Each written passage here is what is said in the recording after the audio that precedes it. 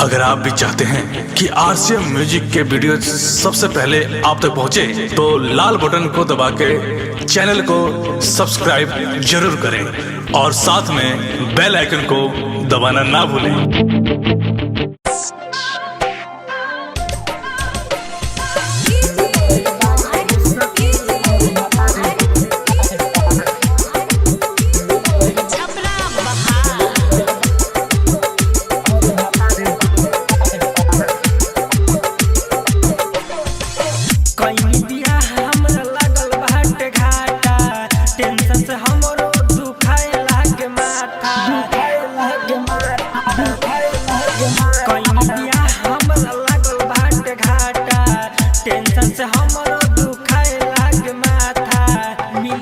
सखी मोर भातार डोरी चाटा मिल गइल बाटे रे सखी मोर भातार डोरी चाटा मिल गइल बाटे रे सखी मोर भातार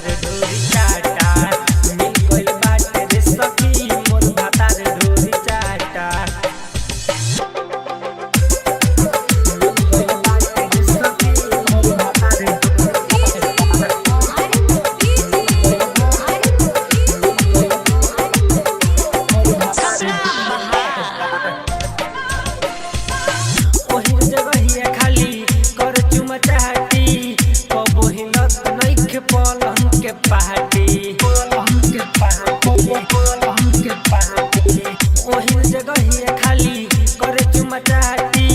कबो हिलत नइखे पलंग के पार्टी देखहि में बाटे उ त खाली हाथ काठा मोहिन कबो जवनिया के माथा मिल गइल बाहर रे सखी मोर भातार डोरी चाटा मिल गइल बाटे रे सखी मोर भातार डोरी चाटा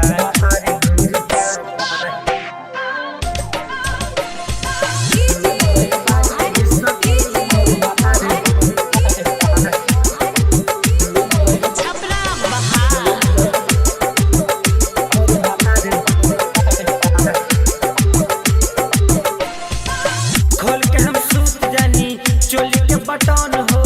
तब न करे कुछ बात उ खत्म हो खोल के हम सूत जानी चोली के बटन हो तब न करे कुछ बात उ खत्म हो प्रिय धर्मेंद्र के कुछ न बुझाता निर्मल जुगे से कारण उ पटता बाथा मिल गइल बाहर रे सखी मोर भातार डोरी चाटा मिल गइल बाटे रे सखी मोर भातार डोरी चाटा कहीं बियाह हमरा लागल बाटे घाटा टेंशन से हमरो दुखाए लाग माथा मिल गइल बाहर रे सखी मोर भातार डोरी चाटा मिल गइल बाटे रे सखी मोर भातार डोरी चाटा मिल गइल बाटे रे सखी मोर भातार डोरी चाटा